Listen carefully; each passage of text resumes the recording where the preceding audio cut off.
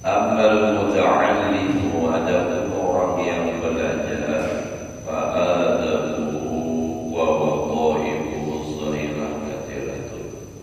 Adapun orang yang belajar, maka adabnya dan tugas-tugasnya yang zahir yaitu banyak.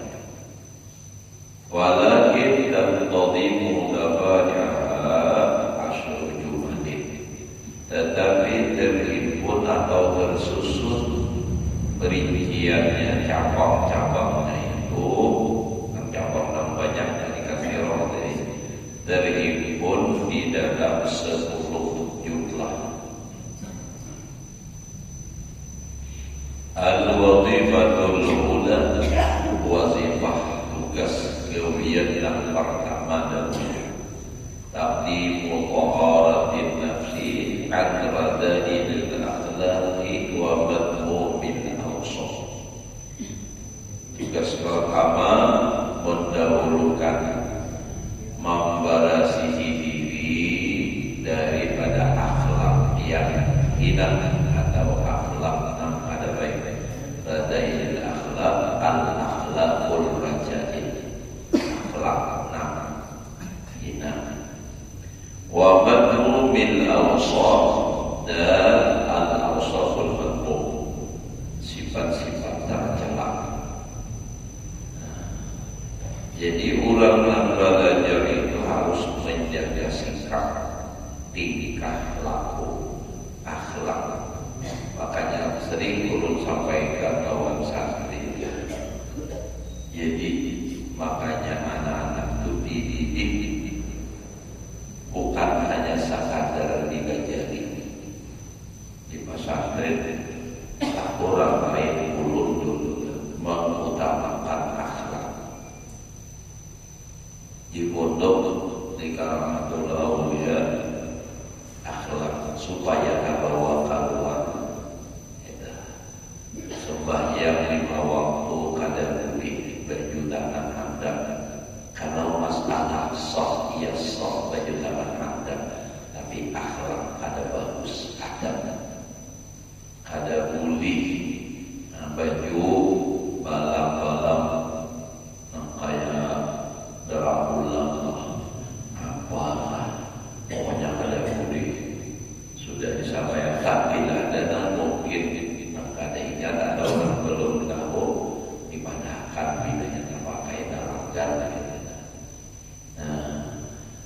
Pembawaan ini orang itu pembawaan, karena ulun selalu teringat ucapan-ucapan orang balik selagi ulun kanak-kanak.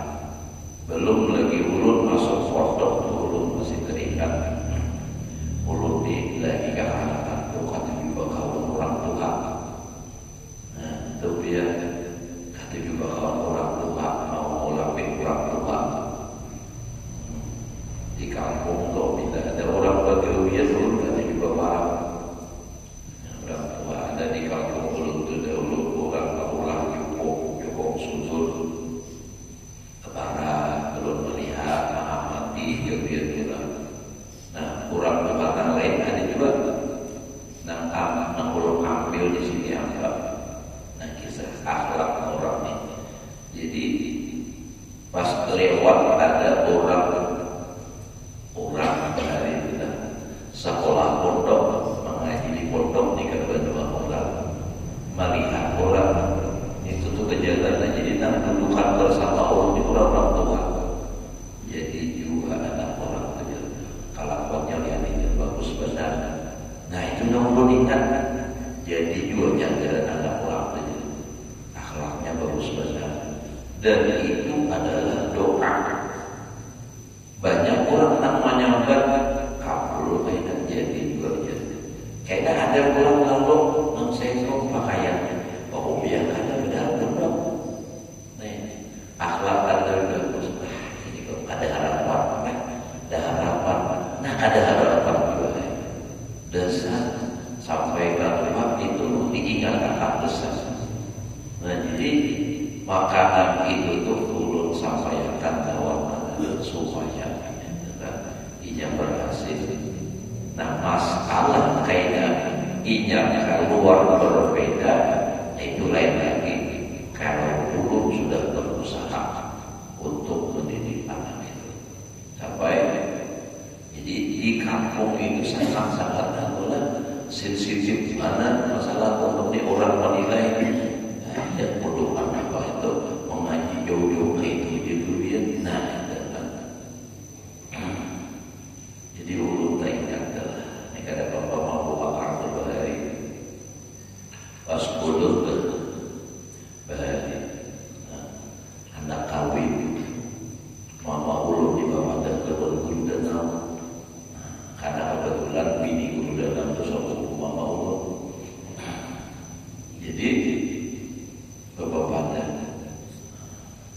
aja sih iya orangnya jadi lain kan tetangkan bawa ke sini.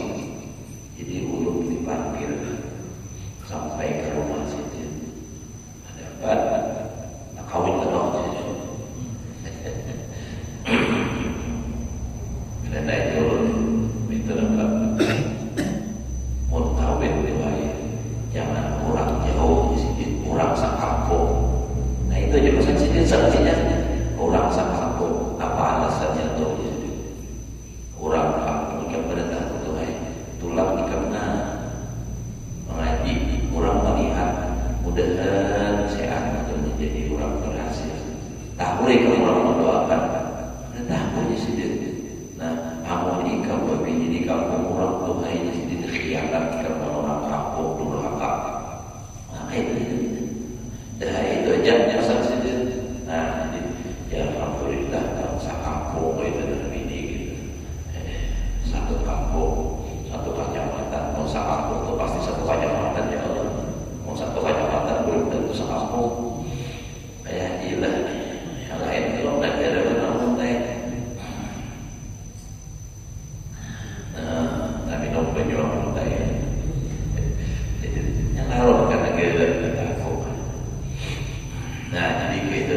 Jadi maksud ulun kita ini lawan orang kita harus menjaga sikap yang kayaknya akhlak. Karena prasangka orang, penilaian orang itu bisa jadi itu menjadi doa. Walaupun kita ini bukan santri, bukan apa-apa, akhlak kita hari-hari itu kegiatan kita itu, nah itu kan dinilai orang jadi doa. Maja itu kelakuan anjauh aja tahap yang anjauh. Oh kata aja kada ada dapat nyaman hidup, tiko kada ada dapat nyaman hidup, apa yang nyaman kabul dasar susah semua hidup. Nah, jadi akhlak kita itu perlu dijaga. Nah, jadi makanya itu kita lawan anak itu kan kita harus dididik, bukan hanya sekadar malah jadi. Banyak orang bisa mengajar, tapi belum tentu bisa mendidik.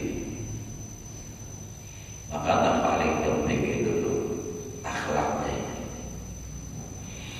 Nah, jadi sifat-sifat yang ada baik. Jadi ulun itu walaupun umpama ada pengajian kepada banyak nanggaran kalau orang di rumah masing-masing ini banyak banyaknya.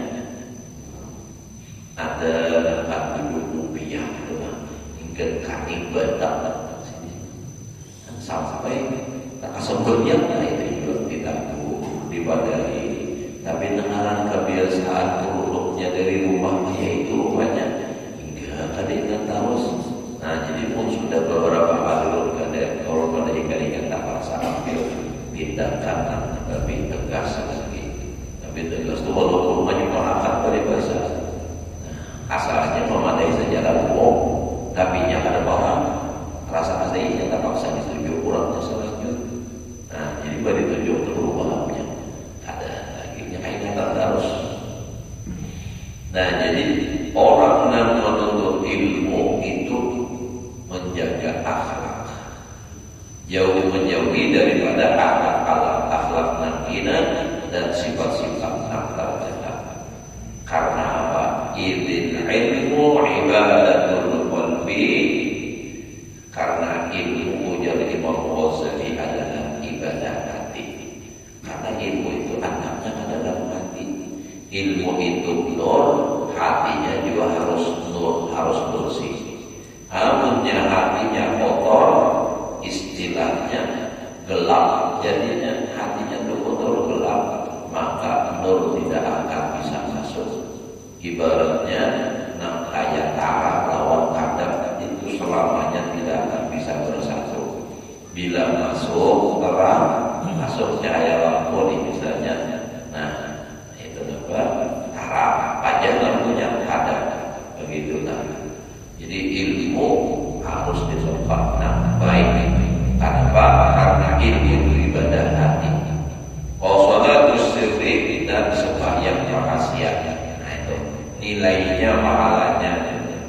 Wa qurbatul batin ila Allah, ibadah yang mendekatkan, ibadah batin yang mendekatkan diri kepada Allah Ta'ala. Wa kama la tasihhu sholatu allati hiya wadhifatul jawarih az-zahirah illa bi dhahiri zahir 'anil ahdas wal ahbas, sebagaimana tidak sah sembahyang yang itu sembahyang itu adalah tugas-tugas anggota zahir, malaikat tidak sah sembahyang melainkan dengan mensucikan yang zahir daripada hadas dan najis. Zahir ini kan harus bersih anggota badan kita nih daripada hadas.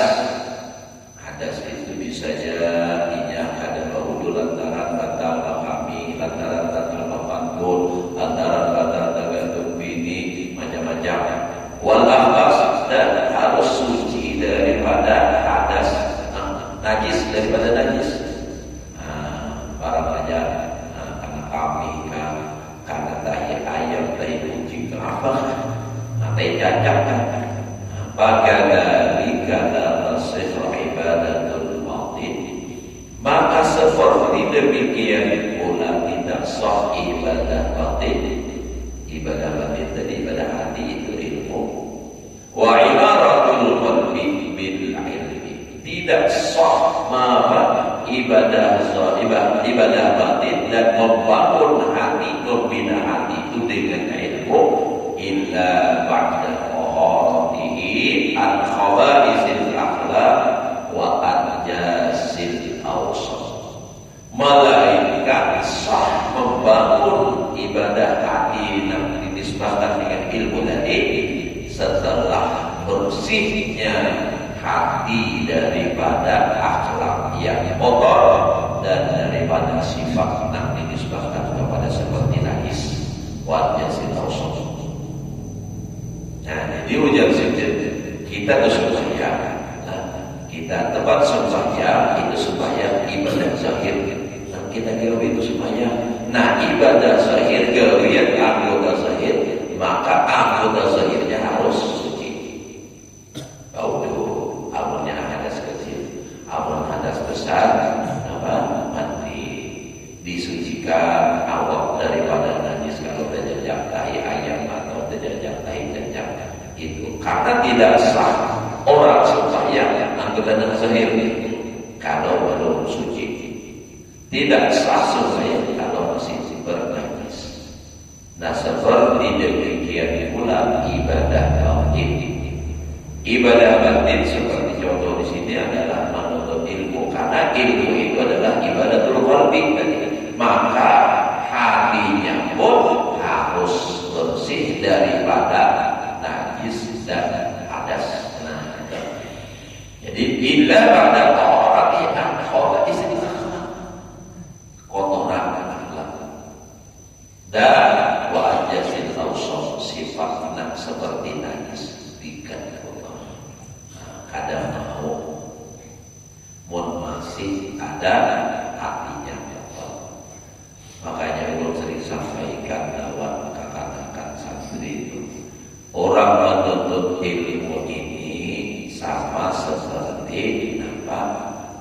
Ilmu itu ibaratnya banyu. Nah, kayak banyu. Nah, murid itu seperti gelas, guru itu seperti kirang. Nyuruh mengumpamakan. Nah, jadi guru ini seperti kirang, kirangnya berisi banyak ilmu. Hendak dibuat ke dalam gelas. Nah, punya turun satu di antara yang tiga itu kotor, bajunya karena mananya tidak akan manfaat. Kalau misalnya kita takdirkan bajunya baju mutlak, artinya suci lagi mensucikan, bersih bajunya, itu ilmu lagi, ilmunya bagus. Nah, si gurunya pulang apa? Kirangnya bersih, kada dari kotor. Lalu diisi baju tadi, isi baju, kirangnya bajunya bersih, kirangnya bersih, ditumpahkan cangkir, cangkirnya ringkat, gelasnya kotor, ada najis, kaulah diminum, kaulah dipakai untuk mensucikan najis, kada bisa. Jadi salah satunya, apalagi semua bersih gelasnya, bersih bajunya, gurunya kotor, niatnya ada baik, najis ibaratnya tuh, maka baju yang suci menjadi najis, gelas yang sudah suci ditumpah dengan air najis, tetap tidak akan bisa diminum, tidak akan bisa dipakai untuk mensucikan najis.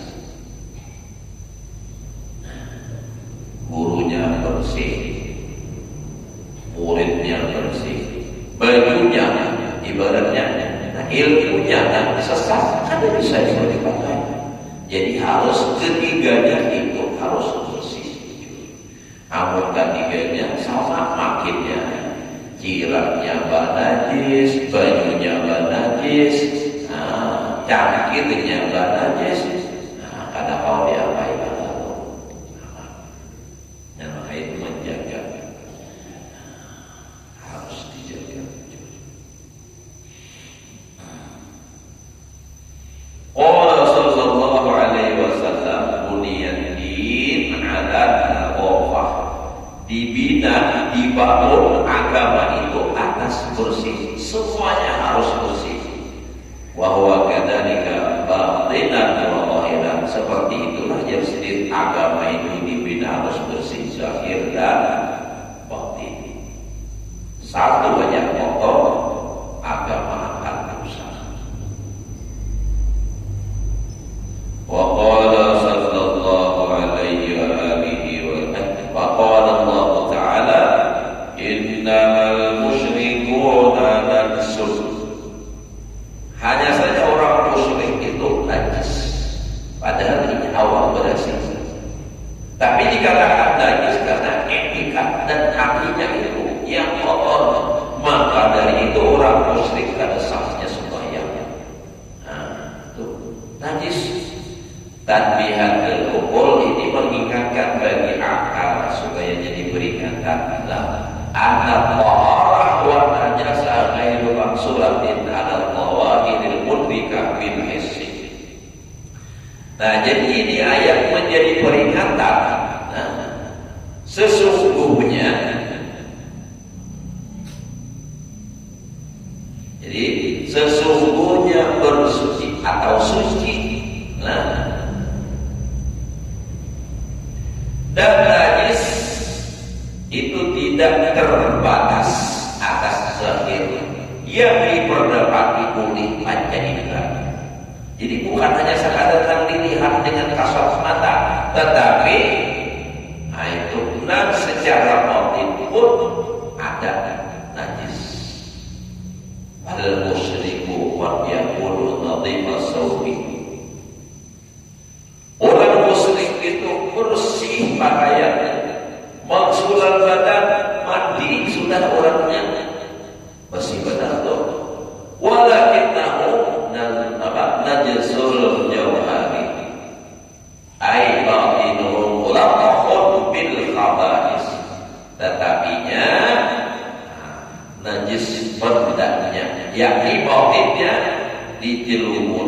diliputi dengan khaba'is, dengan segala kotoran. Padahal awalnya nampak berasi, bajunya berasi, tapi hatinya yang ditutupi dengan kotoran, maka dikatakan itu najis. Jadi najis itu kadang terbatas saja, nah bisa dilihat dengan kasat mata. Cuma, ini ulanglah najis nang hakiki, nang hakikat, nang batin ini ada nang memakai keluar, nah ini nang salah. Nah pada keluar, nah kan ini kan innamal musyrikuna najisun, ini najis, najis batin, bukan najis hakikat, bukan najis zahir. Ada nang memakai keluar seperti bukan LDE. LDE itu menganggap kita ini najis. Coba biar mana tahu, bila kita masuk ke masjidnya atau ke rumahnya, bahkan di dalamnya paling kadang dia juga sucinya. Karena apa? Orang muslimnya kita ini najis. Karena ada najis keluar ada itu. Jadi bila pas kita baca dalam di dalamnya, padahal itu maksudnya orang musyrik yang punya etikat dan mensyirikatkan Allah itu najis batin.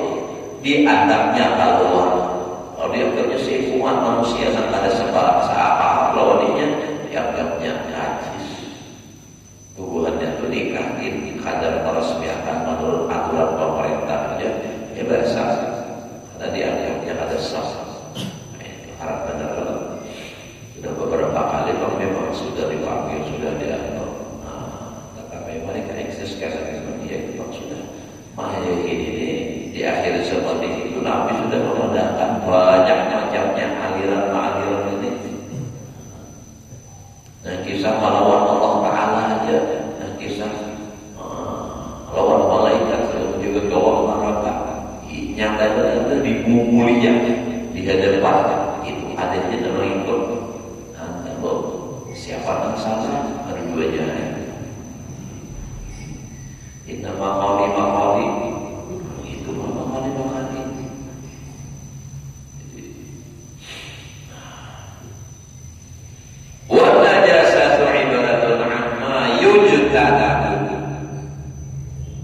jadi najis maksudnya najasa di sini adalah satu ibarat dari sesuatu yang harus dijauhi.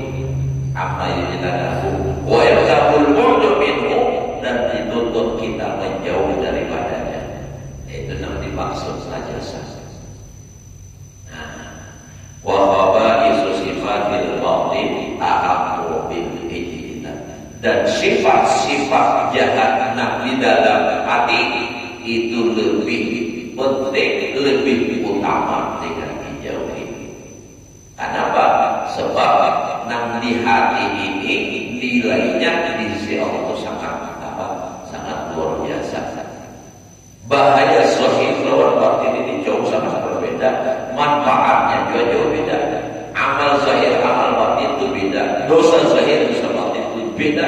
Karena bedanya kalau pahala di dalam kitab Iqatul Imam, syarat daripada kitab Iqab banyak syarat Iqab itu banyak macamnya. Ulun aja bisa Iqab macamnya syarat Iqab itu jelas apa kitabnya syarat Iqab.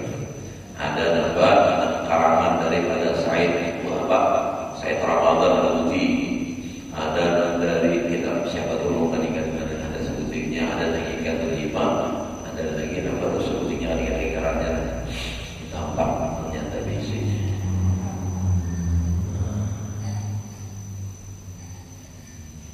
Jadi di dalam kitab Iqatul Imam itu dikatakan, kami dahulu belajar di kitab Ushul ini, kitabnya tampak itu bagian di Al-Warul Kursi, tampak Al-Warul Kursi bagiannya lagi sambungannya. Nah di dalam kitab itu dikatakan, kitab lain pun juga ada Zarratul min a'malil qalbi afdalul min amtalil jibal min a'malil jawari. Nah kayak biji sawi amalan hati itu lebih afdal daripada kayak gunung amalan zahir. Nah begitu juga dosa. Dosa zahir dengan dosa batin. Dosa zahir itu kenal juga pahala, apa dosa, tetapi lebih kenal lagi dosa batin. Apa dosa batin seperti riya, Ria itu bukan hanya sekadar dosa, tapi menentukan amal, hasad, dengki. Itu bahayanya luar biasa. Apalagi musyrik, syirik makinnya. Itu bisa menjadikan orang kafir. Jadinya kalau musyrik punya kafir. Nah itu kan bahaya benar. Maka dari itu ujar Imam Ghazali, wa khaba'ithu sifatil batin ahammu bil ijtinab. Sifat-sifat jahat tentang di batin itu lebih penting, lebih utama dengan dijauhi. Fa innaha hubusiha fil hadi muhlikatun fil ma'al. Maka sesungguhnya najasah nang batin atau sifat-sifat nang batin nang tercela tadi itu beserta jahatnya itu sudah sifat fil hal pada ketika itu juga ada selagi hidup lagi muhlikatun fil ma'al, membinasakan di akhirat. Contoh misalnya yang najis di hati ini misalnya asal. Nah dengki itu apa? Muhlikatun fil hal, itu membinasakan pada saat itu apa? Hati kada pernah nyaman. Orang dengki sakit terus hati.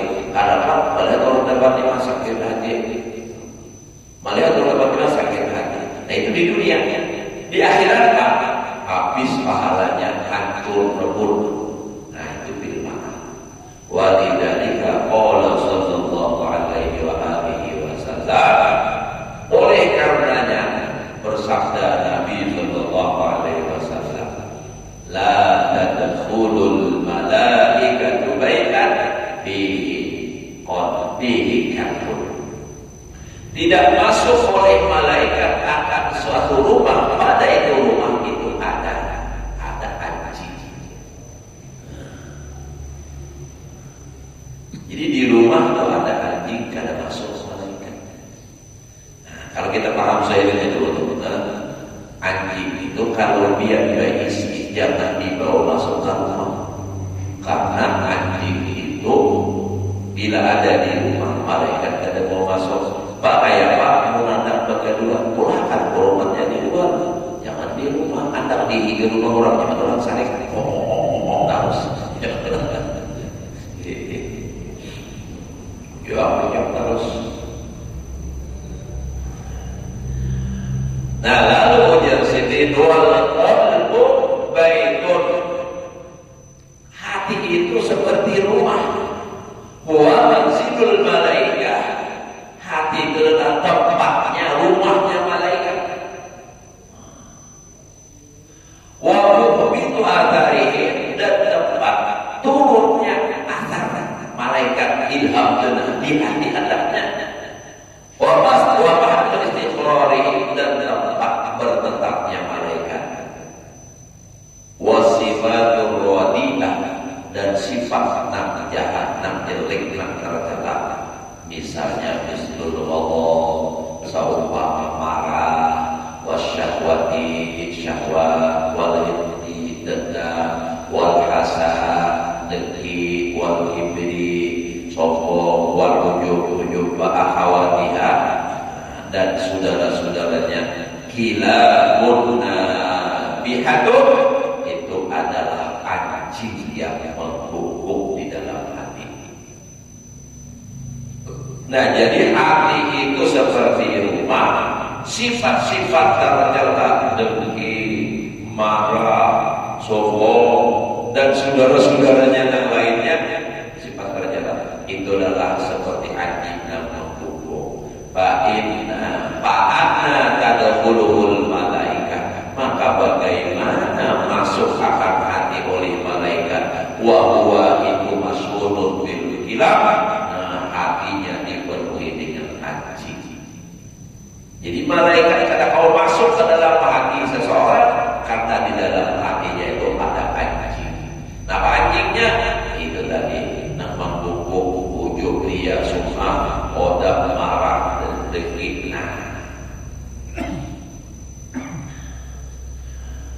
Wa nurul ilmi, dan cahaya ilmu, la yamlikuhullah, tidak akan melontarkan dia oleh Allah fil qalbi di dalam hati illa biwasitatil malaikah, kecuali dengan perantaraan malaikat. Jadi ilmu tidak akan bisa masuk ke dalam hati kecuali melalui perantara, dan tukang bawanya adalah malaikat. Sedangkan malaikat tidak akan bisa masuk ke dalam hati, tidak akan mau masuk ke dalam hati kalau dalam hatinya ada anjing. Anjingnya apa? Sifat-sifat tercela, ujub dia, sumah, hasad, apapun segala macam tadi. Nah, jadi makanya dari itu sebelum menuntut ilmu, siapakah tempatnya ilmu dulu? Yaitu apa? Hati. Hatinya supaya bersih.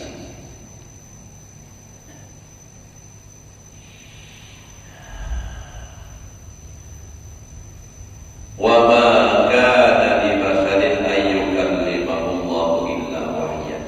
Tidaklah Allah, tidaklah bagi manusia, tidak adalah bagi manusia itu bahwa mempercakapi akan dia oleh Allah karena dengan langsung illa wahyan, kecuali wahyu.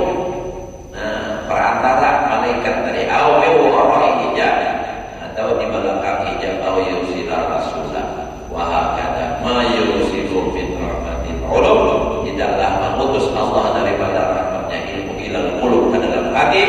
Innama tatawalla al malaika, hanya saja itu mengurus akan dia itu dari ulum ke dalam hati tadi adalah malaikat al-muwakkal biha, nanti tugaskannya dia. Jadi ada malaikat. Nah, jadi kadang-kadang pulang dikirim Allah Ta'ala langsung. Makanya dalam hati itu para makhluk positif luar biasa. Wa maka dari bahasa ayyukan liqul. Jadi kada langsung. Illa wahyan, wahyunya melalui malaikat. Nah, ini malaikat yusila rasulah tadi. Nah, malaikat itu adalah ditugaskan untuk mengantarkan ilmu, tetapi ilmu itu malaikat itu tidak akan bisa masuk ke dalam hati yang dipenuhi dengan anjing tadi. Nah, jadi harus bersih. Jadi makanya kekanakan itu adanya sekadar tidak jadi dikajari ilmu aja. Nah, supaya injak awas yang menerima itu harus dipersiapkan itu supaya ini bersih itu. Akhlak kadang baik itu berat. Tapi itulah namanya berjihad di jalan Allah. Memang punya nyaman aja ada jihad jalannya itu nikmat aja terus diberi jihad. Ya kita usaha untuk kada pintar kayak apa, akhlaknya kada bagus kayak apa. Tapi jangan jumpa terlalu pada dipikirkan. Yang penting kita usahakan. Kalau mengajar usahakan kita sampaikan. Masalah hasil itu urusan Allah. Sebab terlalu dipikirkan, ada masih di pikiran, ada paham di pikiran. Belum ada kuri 2-3 hari kenapa kuri naik nombak tensi. Nah, asam lambung naik, nah gigi naik itu. Nah, maka kita alam lah.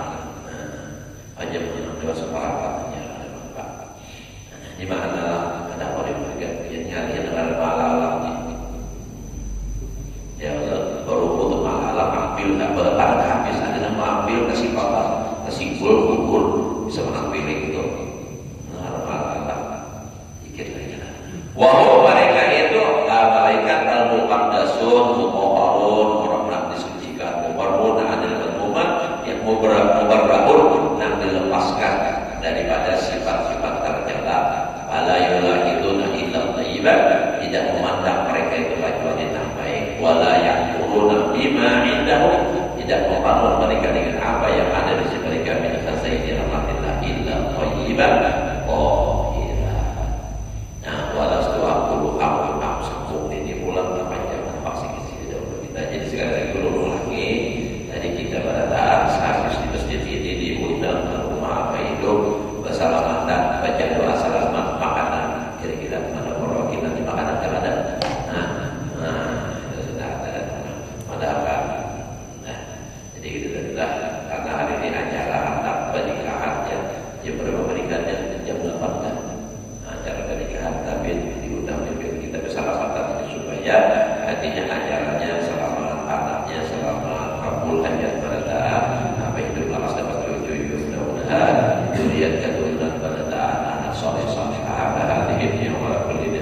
Al-Fatihah wa awradina bi'adina bil-Fatihah Nabi Syaitan Rajim Bismillahirrahmanirrahim Maliki yawmiddin Iyyaka na'budu wa iyyaka